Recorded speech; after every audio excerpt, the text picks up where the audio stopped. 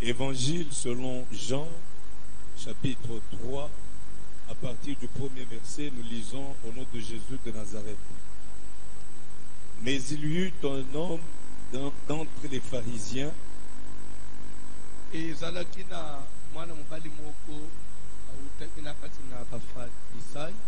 nommé Nicodème, un chef des Juifs,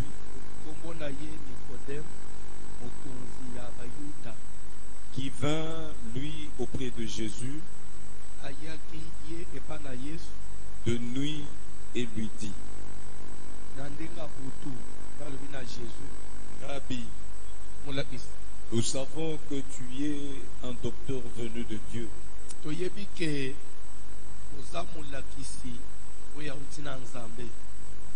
car personne ne peut faire ces miracles que tu fais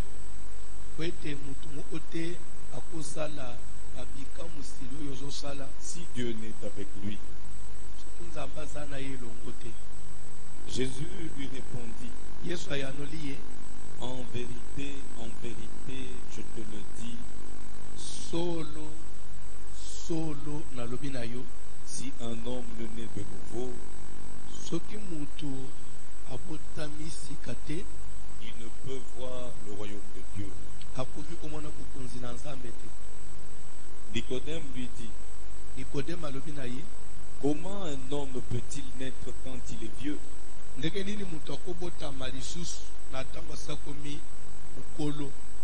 Peut-il rentrer dans le sein de sa mère et naître?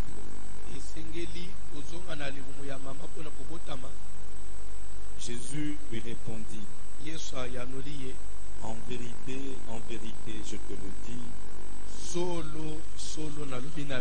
si un homme est né d'eau et d'esprit, il ne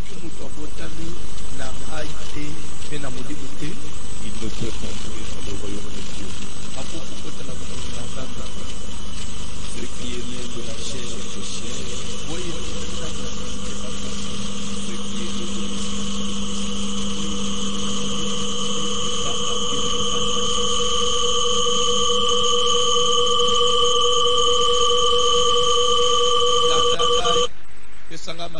pendant quelques minutes,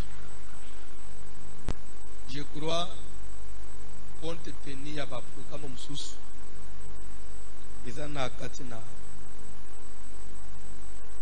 communauté na biso, je crois semaine toujours la semaine à sous pour clôturer partie à effusion du Saint-Esprit. Je ne saurais pas parler si le fonctionnement des dons spirituels dans le détail. Peut-être ça sera pour le Moussous, nous allons prêter qui soyez. Et du moins, nous devons parler sur le baptême du Saint-Esprit proprement dit. Le baptême ici, Yamouli Moussantou. Mouli Moussantou est anime. To azanan. Olandanga très bien.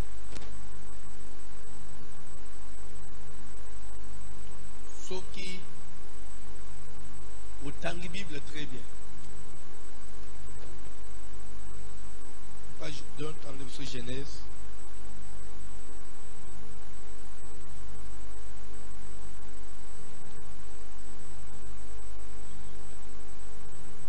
Chapitre 6, tu vas lire le premier verset.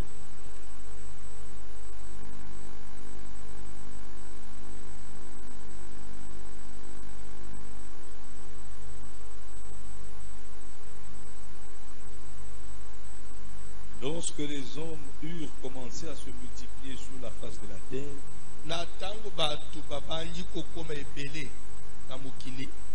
et que des filles leur furent nées,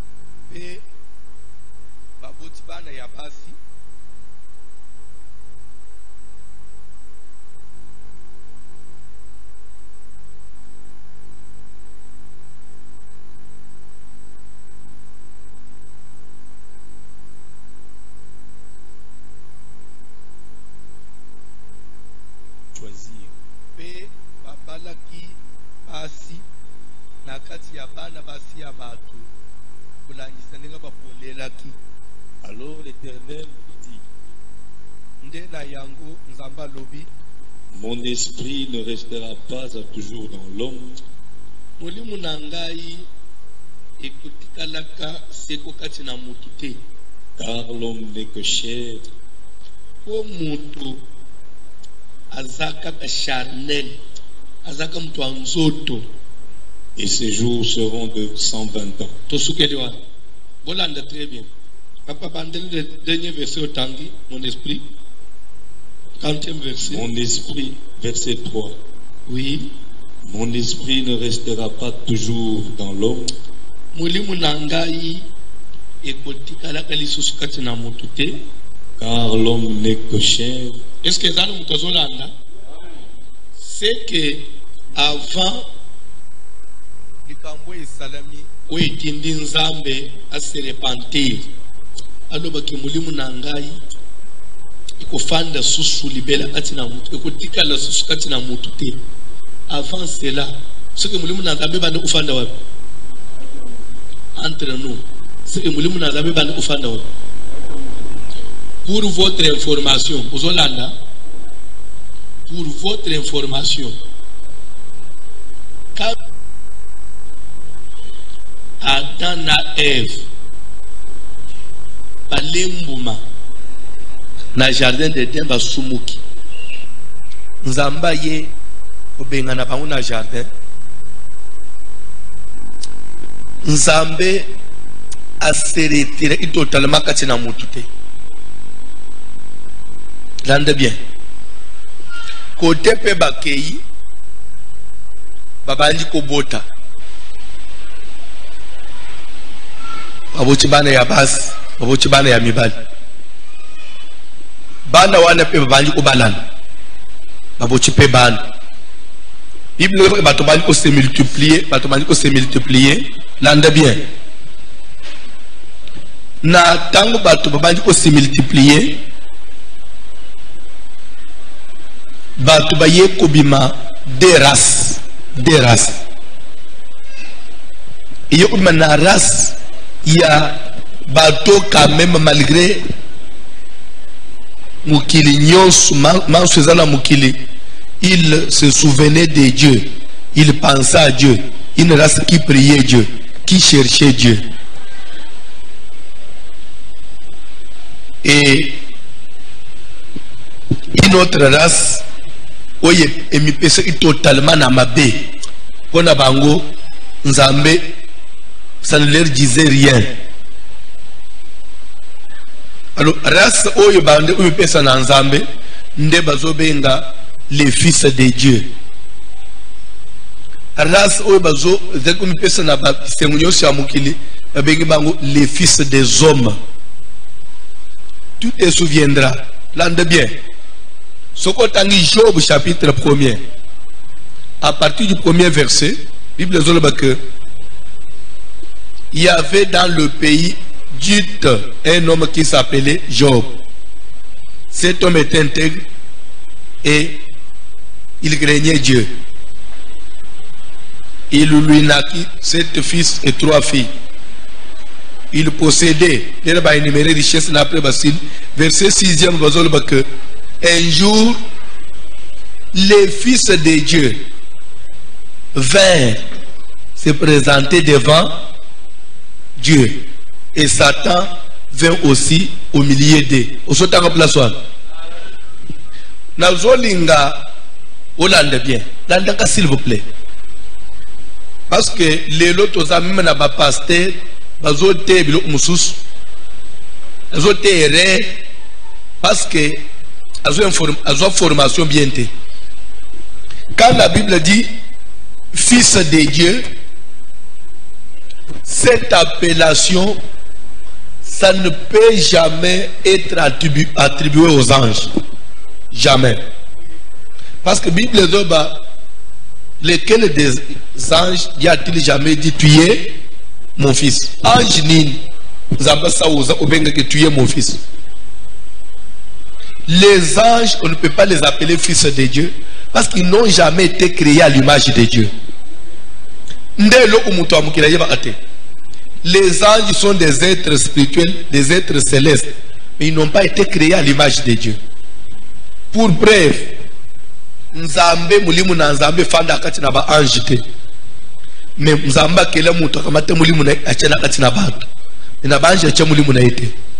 Pour ton information, Satan a se rebellé na lol. Pour l'unique fois, Nzambe a bengana ye dilelo sans recours. Après ce recours te. Mais mutu pécha na jardin d'Éden. Nzamba ya bengana ye après Nzamba péché recours. Zolanda, à cause il y a image ya Nzambe, l'homme est créé à l'image de Dieu, pe mulimu na Nzambe fanda kachina mu. Ba ange badra abikela mu na Nzambe, mais ba ange badaka bana na Nzambe te. Et la même chose, moi no yo bota, na mwana muka boyozo bokola ukolisa. Moi no yo bota saleli yo mabe, ato siliki. Mais suka zama ilana yo mais moi na mu ukaka bo lokota obokola suka fingi yo manke yo suko bo ici eza libela oui ou non. Même chose même pas Nzambe. Là nous sommes que lorsque les hommes commencèrent à se multiplier sur la terre, les fils de Dieu les filles des hommes étaient belles. Les fils de Dieu ne sont pas angetés. Les fils de Dieu ne sont pas race ya bato babande ko sambela. Race ya bana na Nzambe puisque na mukili toza des races. Et la même ndenge tozalia. Ils sont pas chrétiens toza les fils des enfants de Dieu. Le reste nyo so bazana mukila, ce sont les enfants des hommes. So yebite. Alors, pour ton information, nazoye biso yango ato kangie longi ato siliki, eza la place au tiangate. Mais l'essentiel oye ba vérité. Vérité ate ko eswaka, même jour au kendeli felu. Oye ba en tout cas nazo kendeli felu ngamoko. Parce que la teyaka ezaka pona atetu. So ezali ne loko Nzamba boya. Aboya pe a comprendre ate ata place aux on ngiminga ate et loko Nzamba linga ate za libala ya mwana na Nzamba bali mupagano et pas na Nzamba linga ate omoni mema mbala zola ndo mikolo mupagano lo bana mupagano ozongi melaye eza ko tulaye ozongi melaye ce qui passe asunga yoe mais biloko wana nateyaki je crois que si Dieu nous garde et que hier soit été na nakaki yango na confinement je peux faire un enseignement sur le mariage et dans la bato ba olela na biloko ebele bato ba fandi bakanisi ozana libala et pas na Nzambe nanu atanga ngote Nzamba zo mona lioto ya ba mikolo lioto ya imukolo sikoyo je ya papa na mama meso ya kimukolo ndo ande lioto bonga anabana mike mais mama mukolo boy na tata mukolo bo basala lioto sonia landa libala ya muto sambela moko sambela musumu pagano et pas na Nzambe kakate okoki kotuna volonté na Nzambe te mubali moko telemi ya païen parce que papa tolongi totuna volonté na Nzambe. Il n'y a pas de volonté de Dieu. Déjà kaka na eloko na eza déjà mabe. O papa ce qu'on Nzamba ko lobanini. D'abord la volonté de Dieu première, c'est la Bible. Après Bible, ndesko to ya okuluka orientation. La volonté de Dieu par excellence, c'est la parole de Dieu. Nakoloba Nzambe aboya ka divorce, oui ou non? Nzamba telemela ka divorce avec toute énergie, oui ou non? Mais les raisons comme na libala ya païen na chrétien, Nzamba dit que si les non-croyants veulent se séparer, qu'ils se séparent. Dans ces cas-là, le frère ou la sœur ne sont pas liés. to soko na mwasi ya mupagano ata lungwe na pokwao to ko ko taxer yo te ko divorce parce que oza lié pe na yete parce que il y a mupagano oki kutoka ka mupagano moko chena nda utomela maite ya yo mwasi okuta jamais pas frami wazo sambe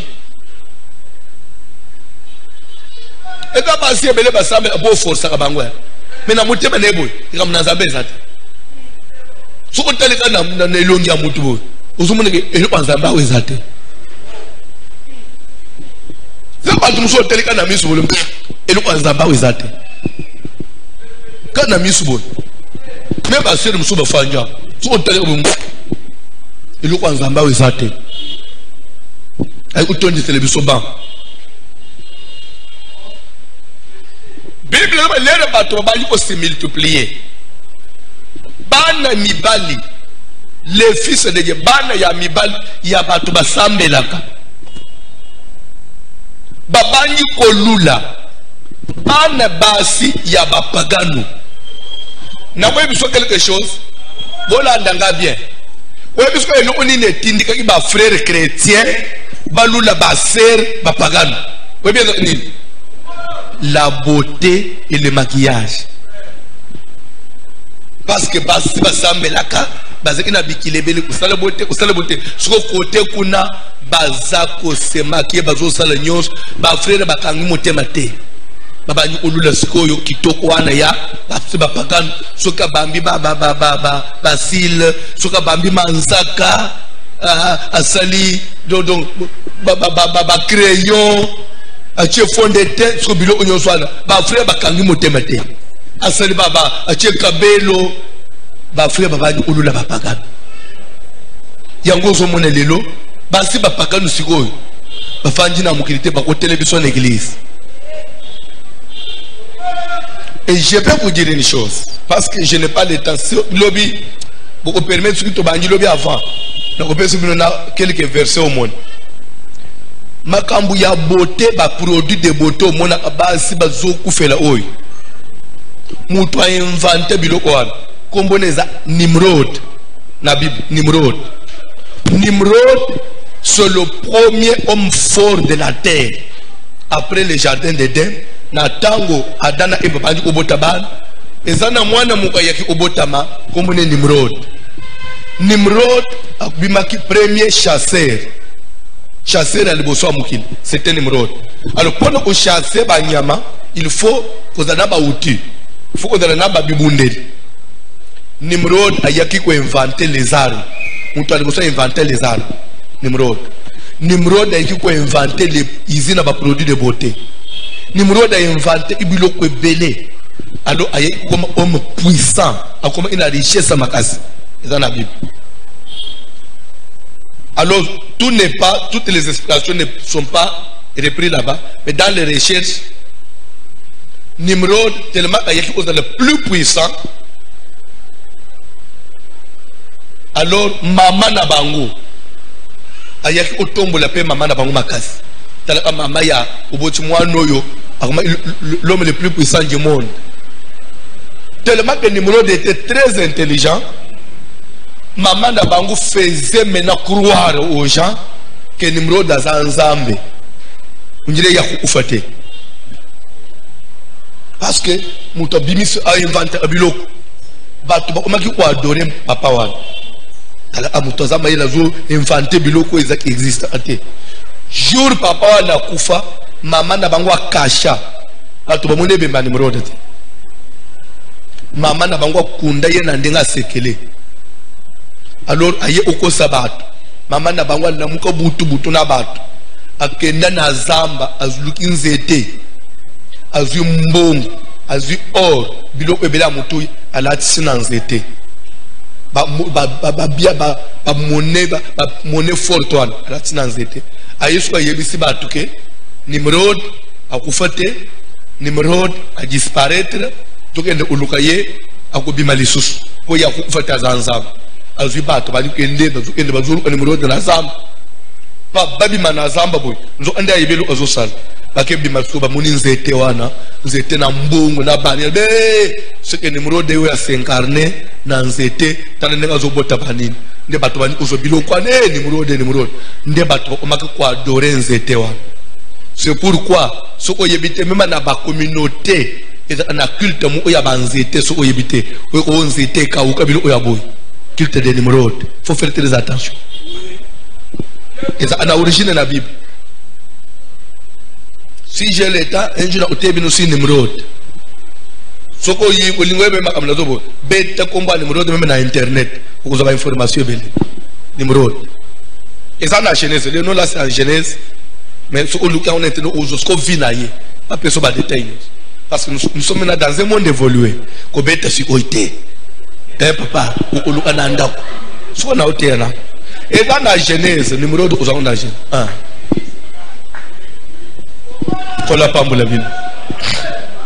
Alléluia. Alléluia. Beauté aux hommes na makambo ya beauté oui et bandele loté que basban mi bongis. Ce que la Bible les que une femme qui fait profession de servir Dieu, sa beauté ne doit pas consister dans les cheveux tressés, les ornements d'or, des habits somptueux, des perles, mayaka, or, beauté mou exagérée, suki mou tonga su indengeni. C'est ce que Bible les oboya bilokwana. C'est parce que depuis mou qu'il a Bible boya bilokwana. N'est-ce que bana ya mibali ya nzambe. Parce que ce que linga moi c'est naturalité. Ya bisuka kaboy. Ataluguna moi quand même bambi moi nini. Ake opona kuna mélange wane au salema bana basi ya batu baye ko bana banguna bana mibali ya nzambe baye na bangu bakoti bangu dans la race de Dieu. Bible banzamba talobi baki ko bana so bana basi ya mukile baye na banguna oyo ba osuye race nangai nzamba siliki nzamba bia c'est que mutu azamuto osala confiance te. Si tel est le cas, mon esprit ne restera pas toujours. C'est qu'avant cela, l'esprit de Dieu habitait dans l'homme. L'esprit de Dieu demeurait dans l'homme. Le fait seulement il y a un zambé pour retirer Moulimounaye par lobby que Mikolo ya mutu na sena mukili. Soka umeli umeli. Asuka na 120 ans. Parce qu'avant cela, tu vas vivre 1800, 1900 ans, 1700 années dans Moukil. Tu vas 900 ans pour tout Moukil. Tu vas 10 siècles, 15 siècles. Nous sommes dans Moukil à vivre. Qui toque quoi, hein? Moi, je vais vous à bientôt. Quand il est vivre 1500 ans, ce qui est Mobutu. Vous dictateur, vous souffrez. Et au nom de Jésus. Oui, puis moi, quand je suis moi, 70 ans, cancer est lié, vous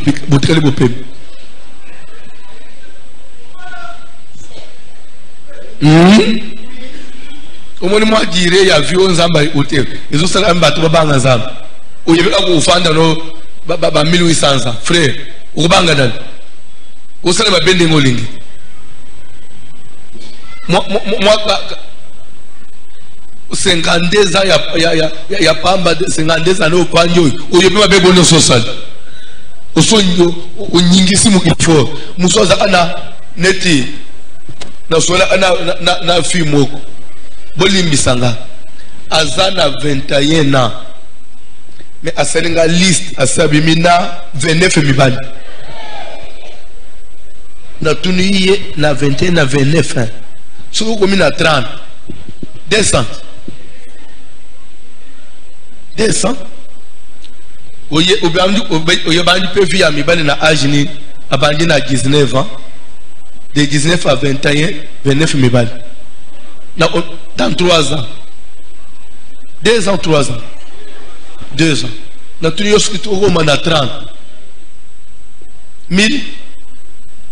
Aussi, nous avons Au nom de Jésus. Le ballon au nom de Jésus.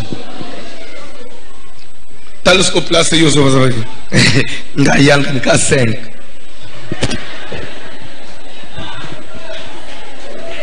Nga kuti bien ka 5. 5 mouké.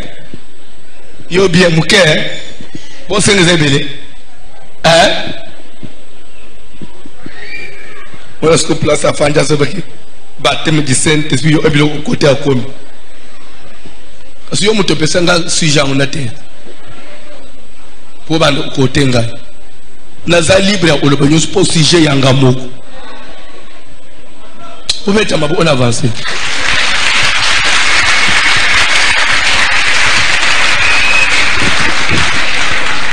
Ce qui n'a pas au bande bombelelo na yete osoye. Ulandongo. Kola pambola mutumoko. Zamba libite na modelo. Mulimu nange ufande pa mutute. Nazolongola. Le temps, le fait à ulongola mulimu. Liwa pe salenini. E komi pembe, vi ya mutu komi ekurte. Liwe komi kukasi. Parce que mulimu nazabelu wena katina mu. Mais ce qu'on tali bien, aux idées, yanzambe penza, idée yanzambe penza ya origine. L'homme avait été créé pour qu'il soit le temple de Dieu. Nzamba kele mutu po fanda anakati na mutu. C'est pourquoi mutu akoki kozala sauver te soki mulimu na nzambe zongi na nzoto na yete. Saint-Esprit lingi koloba, Dieu qui est esprit. Parce que Dieu est esprit, oui ou non? Dieu qui est esprit, il va rentrer habiter dans l'homme. Et c'est ça le baptême du Saint-Esprit. De nouveau, l'homme va recevoir encore la présence de Dieu. L'homme deviendra l'habitation de Dieu. Est-ce que vous comprenez? Saint-Esprit est dans le moulimu mokote comme nalol, on dit esprit moko est vivant quelque part. Nous avons que il y a 3 personnes en Dieu. Il y a Dieu le Père, Dieu le Fils et Dieu le Saint-Esprit. Comme si nalola batumisa to na ba exista parce que yo ba travailler en collaboration. Ba sala cohabitation, FCC cash. Ba kabula aba poste. Hein? Ce n'est pas ça. Tellement que Dieu est jaloux, jaloux, jaloux. Il ne partage sa gloire avec personne. Il n'y a pas 2 personnes, il n'y a pas 3 personnes en Dieu. Il n'y a qu'un seul Dieu. Alors Dieu là, il n'a pas un corps physique. Dieu n'est pas matériel. Parce que quand on dit Dieu le Père, Dieu le Fils et Dieu le Saint-Esprit, c'est comme pour dire que Dieu le Père, lui, peut être matériel, physique. Dieu le Fils, physique. Après ça, et à côté, le Dieu esprit. Non. Ce qui nous ambasse à l'esprit, il y a un esprit. Ce que Saint-Esprit, à cause de l'esprit, nous ambassons à Moulim. Ce qui nous ambasse à Moulim, bon, fils de Dieu, aux Alanan. Esprit à Mouké. Esprit à Mouké, de fils. Après, on a Saint-Esprit. Il faut être fou pour ne pas comprendre ça, pour être malade. Il y a un seul Dieu. Mais qui s'est manifesté dans 3 temps différents, 3 temps variés. Est-ce que vous avez là? Au commencement, l'Esprit de Dieu s'est mouvé au-dessus des eaux.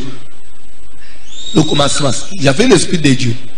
Après, l'Esprit de Dieu a y apporté la chair pour ne pas y avoir de sabat. La tinzote pour faire la bague. C'est toujours le Dieu dans le Père, dans la tinzote. Quand Dieu a pu porter le corps, et ce corps-là, Marie a boti yango, a boti moine. Moine là, esprit là, tinzote. Na l'air est beau, termine bouquille. Moine wan, na tawan, ne te bengi fils de Dieu. Fils, ça veut dire c'est lui qu'on a engendré. Comme Jésus était né dans la chair, il s'appelle fils de Dieu à cause de la chair qu'il a porté. Mais lorsqu'il sort de la chair, il rentre au ciel, il n'y a plus de fils de Dieu. Oui ou non? Mais il est avantageux pour vous na kende. Parce que ce qui n'a qu'été Moulimou Santo Koyate. Ce qui n'a qu'été Nakotika Bino étiqueté. Je reviendrai. Nakozonga le bino mais sous une autre forme. Ndenga na yaki na botama ki na nzoto. Siko nakozonga na ndenga Moulimou. Pena kufanda kati na bino sikoi. Pour vous ramener à l'état ya Genèse. Avant na silike le bino. Nakozonga siko kufanda kati na bino.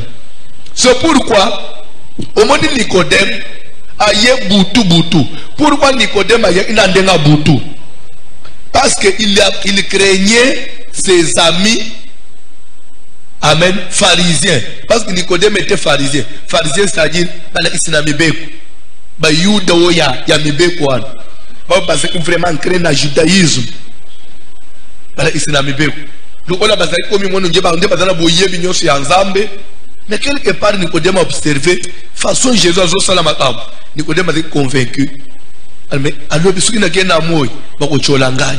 Il va yope ok pas naie. Ndaye na ndenga butu. Alanditi a koti. Achena moi kashine. Pour ba mon elonginete. A koti a Seigneur, shalom. Yesu bi shalom. Oyebike, wa fin. So mutanjimi yote. Le bazana yika kenkreji yo penza oza mutu anzamba comme pour dire que ngana ndimiyo mais so on ndiminga pourquoi ozo ya butu ba hypocrite bazana anamuki lero mo so oza alibi malamu nayo so opesi mugongo akritiquer yo ba to ana bazana Nicodème était un hypocrite mais dis-moi abtuni mituna moko sincère azoto na Jésus. Que doit faire un homme pour avoir la vie éternelle? Bande kotika na une chose. Atato somi lola na mapata. Atanzamba pamboli biso totongi mukili mobimba. Ata okomi chef ya ndenge nini mukili mbeyembe la kayo. Un jour tu passeras. Un jour okolala na cercueil. Un jour okolumba solo. Un jour au Copola.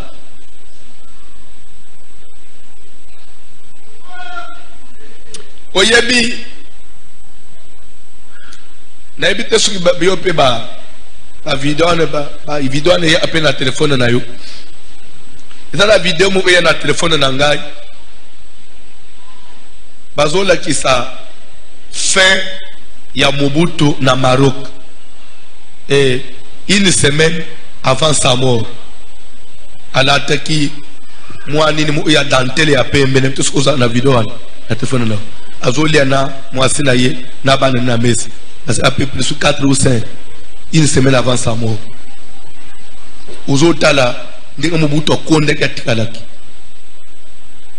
azolia na pe utali bilo azolia na tra vidéo j'ai ça sur mon téléphone. Ils ont montage une vraie vidéo. Nathalie na lobby. Ce qui m'a dit baka ka osuka boy. Initile mema ya odonda na mukila. Ce qui m'a dit baka osuka boy. Ça ne sert à rien. Ça ne sert à rien. Nicodème azotu na Jésus. Nini na sengeli ko sala pona zo bukunzia lola. Bukunzia lola ezalaka. Bukunzialo leza na mutuya mugile koleka na nyonso eza na kati. Un jour tokotelema liboso ya tribunal ya Nzambe pona osamba. Chacun répondra de ses œuvres devant Dieu.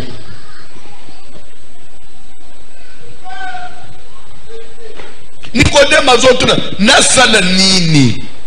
Yesu atali Nicodème. La posa bukunzialo la.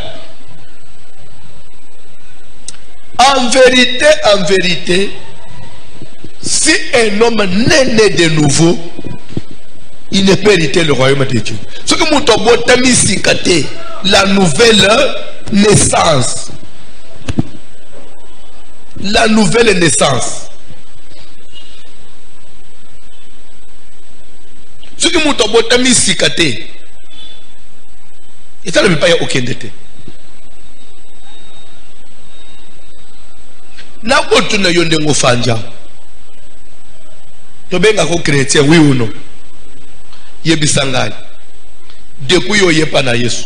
Et lo umoko ya ki mupaka no yo sala ko sala o yo tika pona Yesu le lozo vi avi mususu. Yebisangai. Ata bisatu. Yo sala asuta cause ya Yesu. Pardon?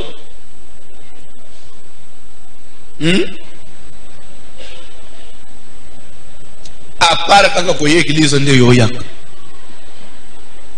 Kanda is aka ndengo za anamukili. Kutu mikolo eleki. Tutele ana poya kanda. Oui ou non?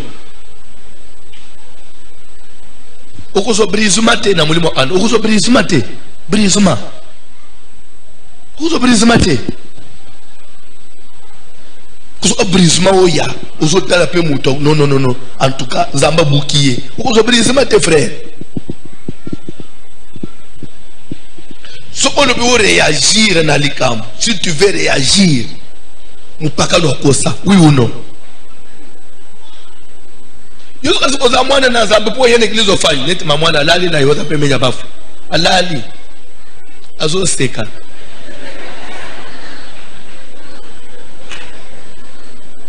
banji mituzanga ba bazo zebe na lola lola ngbosa ana una ishese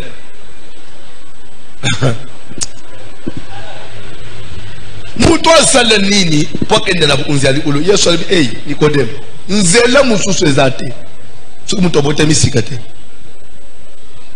odemalo muto bota masika elingi oloba nini peut-être place aux mituna pe elingi oloba nini quand ndenge Nikodemo mituna Yesu pa kangi muno ote habite. Il faut muto bota manama ipe na mulimu. Ko bota manama oto bengi communément baptême d'eau. Li baptise na mai. Baptême d'eau. Li baptise na mai. Au moins ni lobi na annoncer na triomphal que samedi oy to baptiser bato. Et je vais vous dire quelque chose. Est-ce que vous entendez? Est-ce que vous entendez? Na banza même bande ko bazolanda ngai bakulanda nga na radio to kolala au vendredi na 6h to itanama ya njini mutu nyonso zali censé kodala na transport na ye yale na retour ndi omoko bengi nga na Canada na ba 12h. Ce frère-là, Ayaki Awa, en 2018, après la fête des Juifs et Sili Lelo, n'a pas le même jour, pour sa première fois il a Congo, n'a logé hier à bureau. C'est un frère, à Salaki, 5 jours, à Kapozo à baptême. N'a baptisé à Zonga, à Ibisingaï. Dans les pays Afrique, les en passe. Dieu me met à cœur. Na pollué à 2 bus. Dans un tindambo. Voyez, bis à Moutounion, sur un poste baptême qui n'a pas de transport. Na pollué 2 bus pour le samedi. Dans un zéla tindambo. Pour dire que quand on a baptême en ballot pour le transporter. Mais où y a un transport à pèse. You know, Congolais, vous allez yo Sony. Osa indigente, osa indigente, osa indigent. Omoni na vie, so za makokia osalelo osala. O muto azo muto kinaye. Po asunga baboni. Me yo za mubolete. Okamati 4000 ochiko toy. Mbaji nzamba, papesi ya ofele na pesa. Na lungo place na olebela kuna si. Soni, lo bana msoni. Bref, Ezabile Mwanzambe, samedi, il y aura 2 bis, aller-retour, il y a esprit de vie, et il y a un et Zéli, et celui-ci est Zubat, et Zungis Bangwa après. Amen. Je crois que je lui envoie les noms ce soir. Donc après le but à côté d'un bon naï. C'est un Canadien. C'est un citoyen canadien. Ayakia, Kalinganate, Amati Walandi, Mati Abatem, la Kendatina Batmozo en aéroport, Azu Batem Azong. Batemo Yofanya Ozos Anana. Yes, Ozob c'est Nicodème que condition ya liboso. Il faut mouton de la baptiser na maï. Baptême ya maï et lingi olobanini. Baptême ya maï et nous le fait ya kokota na maï kobimate. Parce que eloko angwezo kende na loyenge moko là il y a 3-4 semaines ils ont l'église moko ba yaki ozwanga na 6h du matin un samedi matin na base elenga na ba chaîne na boye ko communiquer ngwa amoni même bana nanga presse ba mais papa to mi ko mona yo na télévision biso ba tu la presse no to yebite ba ozwanga un samedi matin na ba 6h to jusqu'à veiller bazo ingai na kenda ko inaugurer de umukwa tongi zamu to landa kyang yopo mona kyang akyo ko inaugurer de umukwa église mu batongi place ya ko se changer na mayangine batongi banda place so oye okoti o se changer obimi na mai o matiso o se changer eza don basali na nzambe eza gratuit et batongi na ba toilette propre na mayangile wa bayeki ozwangai balobi tuebike na Congo vous êtes l'homme de la dédicace ya odejangu na nzambe ngapene bisibangu c'est vrai boye ozwanga mais boye en quoi consiste la dédicace?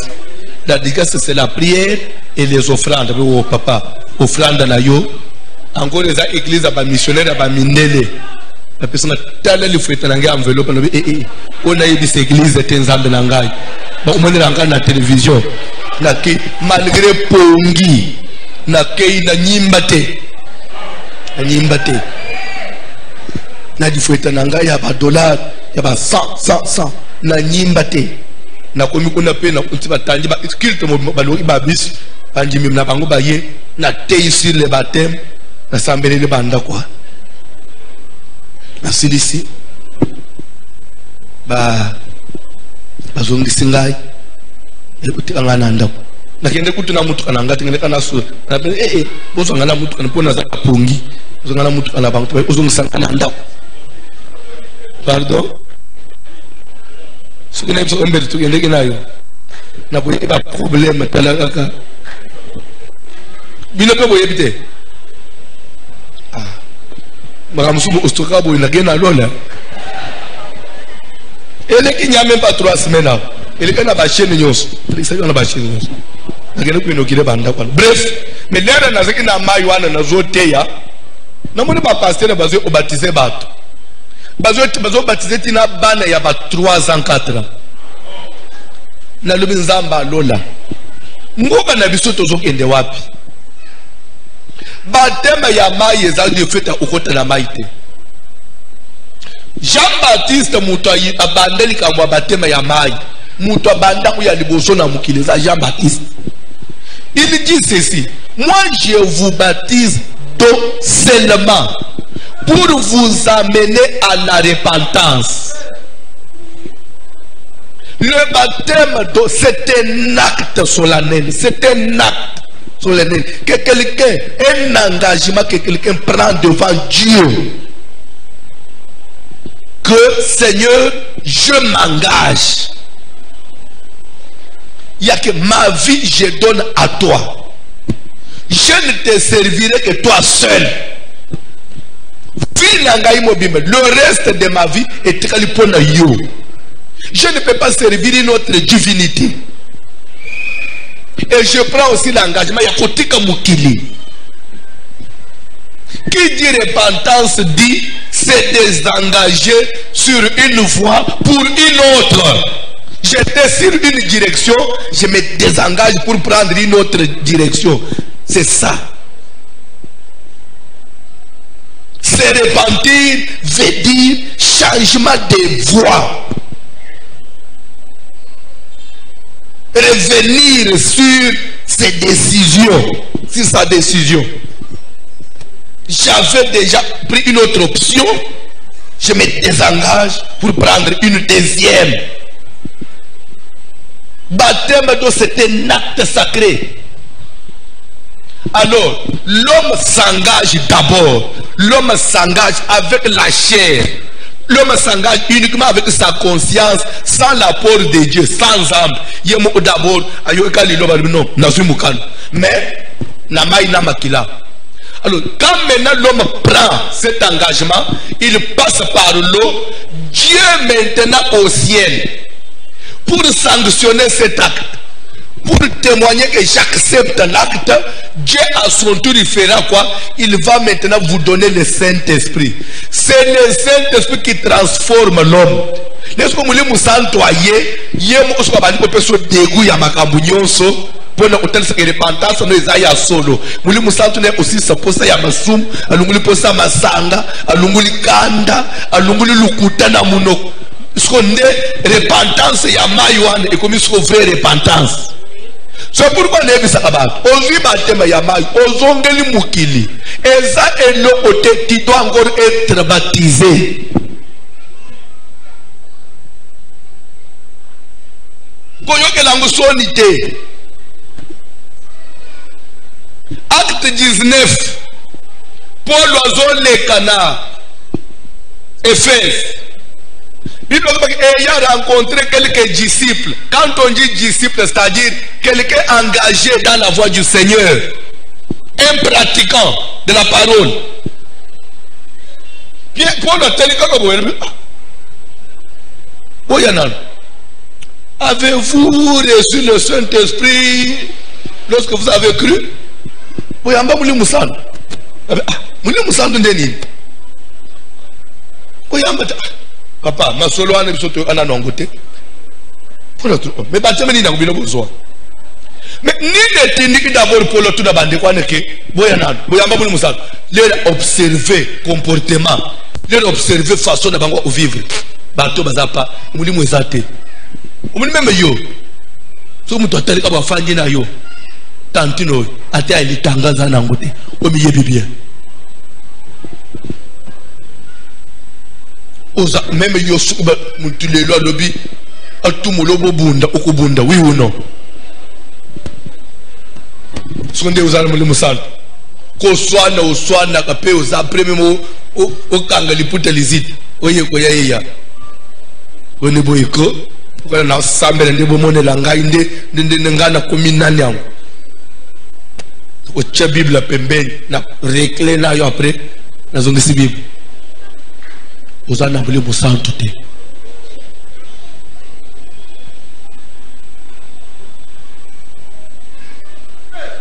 muli musantu ba força kango te muli musantu moni saba otalika bole bino quand même mais je sais pas si le temps va permettre les fruits de l'esprit otanga ngote. Maintenant aussi les fruits de l'esprit. Les fruits, on dit ceci. On reconnaît un arbre par ses fruits.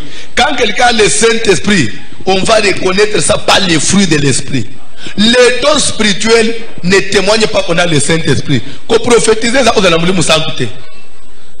parler en langue aux fruits de l'esprit. Donc c'est-à-dire c'est qu'on donne une faveur imméritée. Mais les signes, il faut avoir les fruits de l'esprit. Entre autres, la patience. Combien de chrétiens ne sont pas patients? La tempérance. Vous savez la tempérance? Quelqu'un qui est capable de se contenir devant, malgré les gambes, mais il se retient.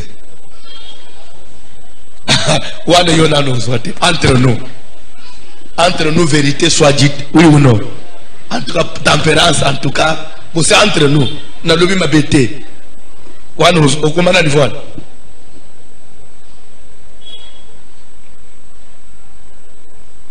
La bonté.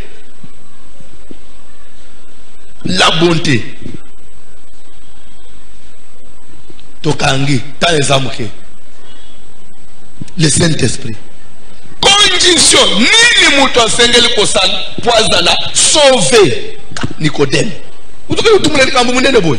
nini mutu ya mai na ila sengeli ko sala kwa la sauver Yesu ali mutu la sauver Nikodeme lola na nzambe mutu akende c'est condition ezami bale mais mi bale wana ezobotelo omoko il faut dans né de nouveau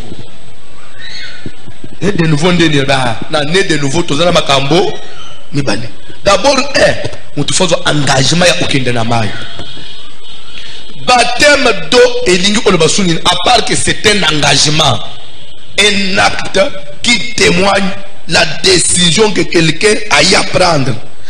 Quand on prend une décision, il faut témoigner cela par un acte. Il faut poser un acte. Mais cet acte-là, dans l'angle spirituel, ça symbolise quoi? On a confirmé dans le verset.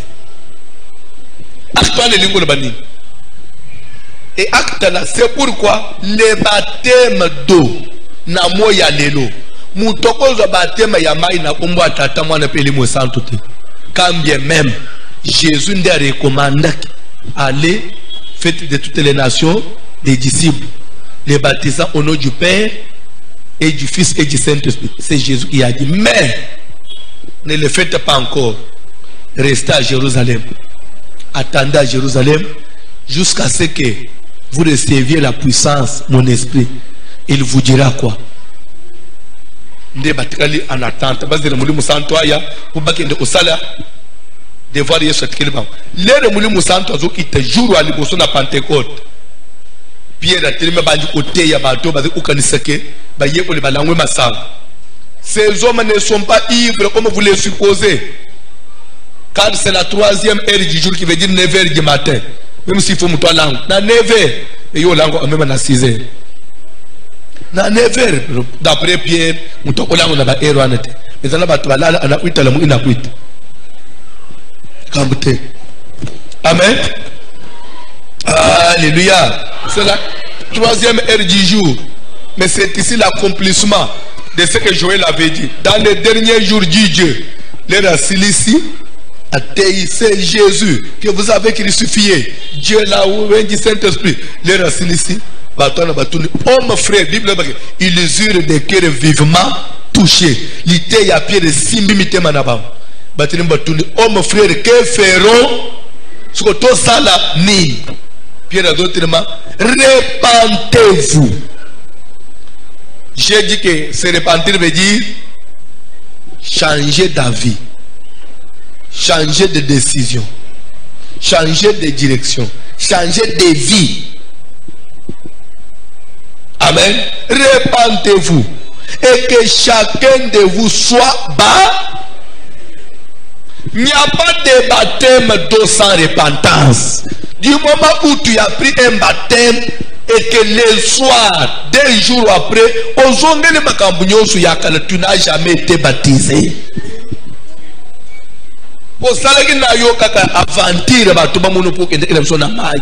je vais vous dire, avec le Covid-19, vous savez que ce matin, en Israël, on a encore reconfiné pour 21 jours. Israël a aussi confinement à Tongo. La Grande-Bretagne, Londres, pas de rassemblement de plus de 6 personnes. France, Belgique, les autorités s'inquiètent du fait que il y a contamination matimakas, surtout avec le retour. Il y a qui va congé, malade. Ils cherchent à envisager comment s'ils peuvent encore commencer à confiner d'autres villes. Donc la maladie commence encore à remonter. Du moment où ils sont aux et jusqu'à là, ils n'ont aucune solution. Pas de vaccin, pas de traitement. Nous sommes l'unique pays dans le monde où on est à l'aise. Dans le monde, je vous dis. C'est la grâce de Dieu. Même dans Brazzaville, on est libéré totalement. Dans Brazzaville, l'église, sous 50 personnes, et le pasteur ne peut pas imposer les mains. Et couvre-feu à partir de 20h. Depuis Babanda Ninois. Ce sont les signes des temps. Ne remets pas à demain ce que tu peux faire aujourd'hui. Car le demain ne t'appartient pas. Aux Hollandais.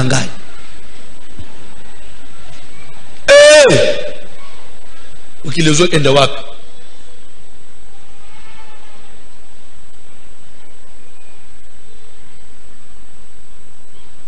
Que chacun de vous soit baptisé. Maintenant Pierre, Mouton l'a baptisé au nom de qui? Au nom du Père, non. Au nom du Seigneur Jésus. Pour le pardon de vos péchés, et vous recevrez les dons du Saint-Esprit. Le baptême doit être fait au nom de Jésus. Pourquoi au nom de Jésus? Parce que le baptême en soi, c'est un acte d'identification. Je suis à la fin, papa. Un acte d'identification. Ça veut dire quoi? Jésus, pour nous sauver, il devait mourir à la croix. Après être enterré, 3 jours après, à c'est quoi qui? Est-ce que nous sommes au Hollanda? Maintenant, comme nous voulons marcher avec lui, nous devons être sauvés à travers lui. Nous devons nous identifier à lui. Nous devons faire comme lui. Parce que personne ne peut, il a donné comme condition, personne ne peut être sauvé sans être de nouveau. Et pourtant, personne ne peut pas renaître s'il ne commence pas d'abord par mourir. Jésus a l'obaboy. Si un grain tombe sur la terre, pour grain et bot, il faut ça le zombo mayalisang. Déposer le cola à Yachero et Kobota. Changu suko na mabele, timula mabele chambo malisangwan. Et kusalani. Mais pombo malisangwan e bota ebimisa nzeta lisang. So otimolo munika nzete mu alisangwe boti. Otimolo suko nase, otala mbo malisangwe inase. Okutangwe saleni. Okutangwe panzani. Et plus nzete zokola mbumali sangu na se ekukufa nyonso omona na te okutaka misisa. Donc soko lingo nzete ebota sika, il faut d'abord mbumana yango ekufu. Alors pour naître de nouveau, il faut d'abord commencer par mourir. Muntu yakale faut kufa po ya sika salani abima. Nzo ande Jésus po azo nzoto ya sika akufaki bakundie 3 jours après à seku. Bisope Jésus nous oblige tous. Il faut to kufa. Bakunda biso neto bima muntu asika. Alors ko kufa wana Jésus atali babu mabiso boy. Tozana nguya oseko lokola yete. Nda lobi lelo bozuke ndana batema ya mai na msama mwazola. Ka fatigue ya musalo sala ile Matteo te le bina triomphal. On prendra za na bakiti ya memaki akolemba. Alléluia. Alléluia. Kokufa lem tozonjima Jésus to pesti vina biso. To boyi mukiloi. Ce que to kufi. Par rapport au monde, to trouver monde inutile, to ufa na biso. Alors le ole to ufi bakundanga. Kundanga bazokundanga wapi na se ya mai. Après nazo seko. Nazo bimisanga na mai na bimi mutu asika. Kibu mutu nanga ya kalesaleni etikali na se ya mai bakunda kingai. C'est pourquoi baptême ya mai il faut mutu azinda mobimba. Baptême par immersion, immerger veut dire plonger totalement. Baptême par aspersion o batangisa matanga ya mai wan izaba mvutuma. So osala yango eza ya yomoko. Baptême osimba bougie ya kindoki. On est en ensemble makolo ya bato. Eh wana mulili. Wana ba chef coutumier. Vrai baptême, il faut mutu zinda na mai totalement. Pe ozo zinda ozo mona na te. Parce que jamais ba kunde bembe etikalo bo libanda boy. Be mutatika jenu libanda te. De deux, ce qui n'a kufi il faut bo mutu akale salani. Eleka. C'est pourquoi il faut pas baptiser mutu ana mayo ye cholaka. Babatiza mutu na piscine azobako esala kelo hotel on la landa pasteur moko ateya ka bien atupe pa sebela azana succès mais on ne pas toi abato na piscine na iba ite juruka na prendre ango na dégoûta ye mutu ala aventurier Baptiser dans la piscine. Oh. Parce que ça ne fait rien. Qu'est-ce qu'il ne fait rien? Il faut d'abord Mawe Cholaka. Bible dit que Jean-Baptiste, les gens allaient auprès de lui pour se faire baptiser dans les fleuves du Jourdain. Mais il y avait la piscine de Bethsaïda à côté. Pourquoi seulement dans le fleuve? Et les rabbins d'Israël, l'Égypte, ils avaient été baptisés dans la mer Rouge. Dans la mer Rouge, ils traversent qui? Mais ils ont traversé. Pour dire que la Bible dit qu'ils ont figuré la baptême. Qui vous montre les salénines. Et Tikali Bango Babimi Ona Mutuya. Si vous baptisez na maï, na piscine, na lizib, maï et chola ate. Ce que na bande, kutukende na bango États-Unis na Dallas, na 2019, la fête des Juifs à Dallas. Na banza mama ozali mama ona za ila ba na Dallas lero to banji ko luka mai ko ko baptiser ba to beti na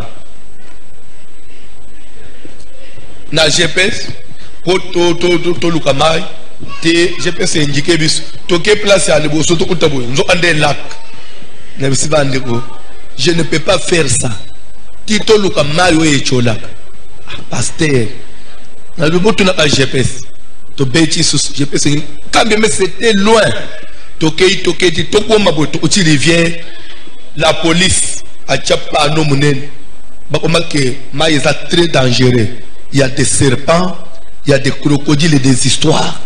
En tout cas muto kotate nini ya pano ya la police américaine Nathalie Nzambe nangai bilia ingai place na zoti ala yango yao lero ozindao nyoka suyo lero ugoma na inchasa umone maishi na ye su ya kende ki ote to kende uzinda na mai angolo ba kongolele ba uyambango su Nathalie na oloba na batu nini tozonga na oloba nini abte nzambe yo zanzambe.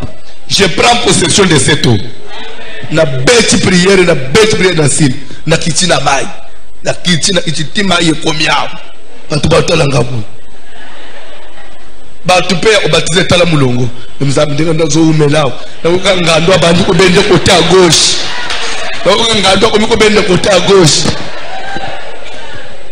bande ya mai ya njirite ya Amerique na du côté utite de du côté zokende te na mzambe na kifale na la tanjili pe bakolombo ka bazo bise biske pasteur omoni mayo omoni ngambu ya mayo wana esa zone dangereuse kuna batu yo civil eza côté ba milijamba bato basa même la police abanga kokende kun ba voyou ba kuna bakuluna ya Amerique ndi ngambo soke ngambo wana black te ebinzambe so ngandwa mimi ngakana ngambo alisi. Mais tu peux prier, tu baptiser, tu service. Parce qu'on devait accomplir la parole. On devait accomplir la parole. On devait accomplir la parole. Le baptême. On a la poisson de Lola. L'on les alliés. Voyage en des arbres. Et les qui à Canada. Et les qui à Europe.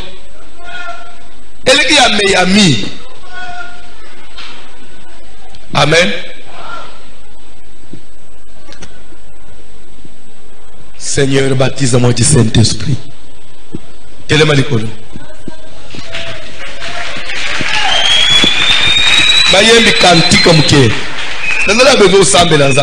Vous allez dire ceci à Dieu. Papa, n'a raté voyage ou année. J'avais vu une interview dans l'ambassade des États-Unis. Bandeko bapimele ki bango ba visa. J'ai vu comment les gens sortaient méchants. Parce que méchants na les bazo bima na consulat na méchanceté na émis. Les consulats nous a dit qu'on vous a dupé. Les pasteurs vous a menti, vous a bouffé l'argent dans le consulat américain. À le bin ayo. Bino ba ongolais vous a masano hein. Alléluia. Alléluia. Nous allons vous faciliter l'entrée à l'ambassade. mais ce qui répondra aux visa et à profil na yo. Ambassade za yangaite, mundela otalat, oso voyageur, ote, osala kanini, ateka anazan, mikanda commerce za, ona mikanda te, oza na compte bancaire, ote, mundela amatika ka visa pesio, ata ambassade yango za cuisine, ozo mona mutundeka bufanjao, oza na compte bancaire te, so mbongo viva anaondenge nini, parce que pour le mundele, mutoko zanga compte bancaire, mbongo viva andenge nini. Musa yepsi mundele mbongo nakeza ana M-Pesa waba banji bino ba congolais aboma ana M-Pesa baba banji penza bino ba banji penza omoni soko bimilobi fungula compte mo ona ba mbongo na yo nyonso ezala na trace. Tout ce que tu fais, même aux sombelamba, il faut être dans la trace. Comme on a bimisa, je ne sais pas si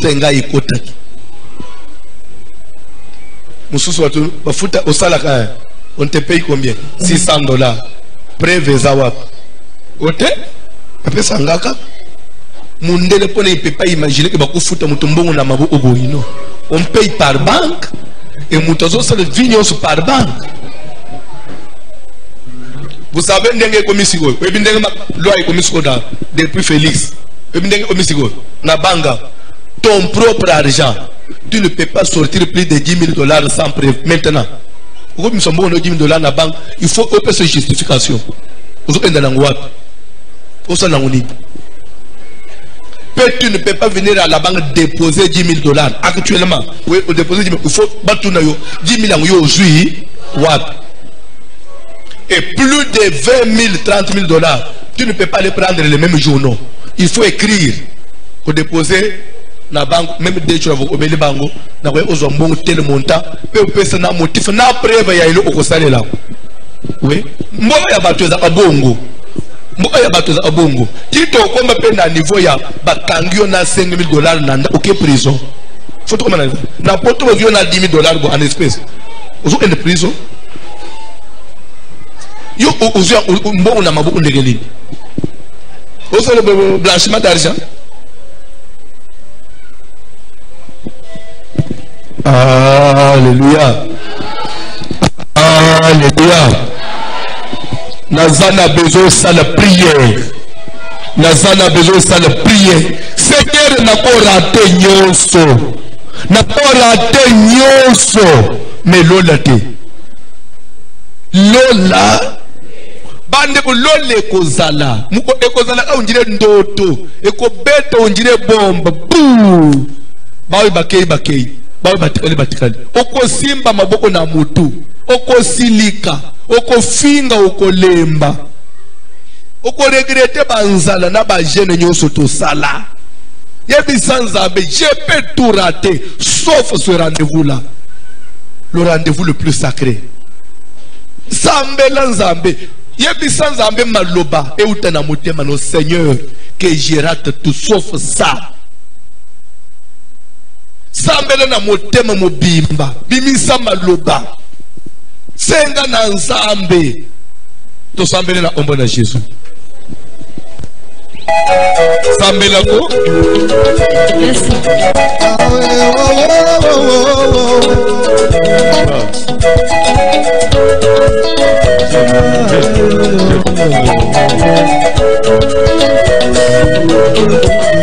Zambelanga ye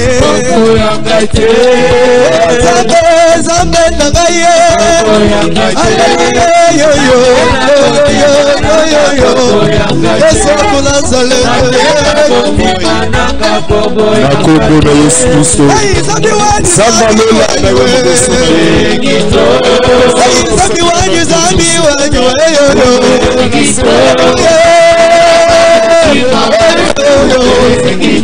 Yesu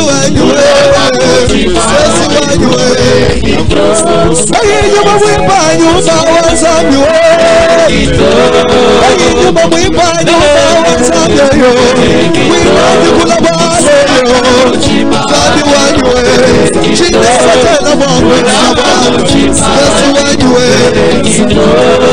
Nyuma mwipa nyumba wasambe yo. Nyuma mwipa nyumba wasambe yo.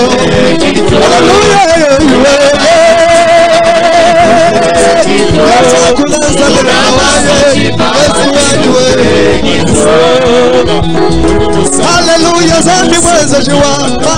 Hallelujah, jikutumisha Yesu. Hallelujah, zambi mwanyi wa mikono. Hallelujah, jikutumisha. Zambe la zambe. Hallelujah, Yesu. Hallelujah, zambi mweza jiwa. Hallelujah, kutule. Hallelujah,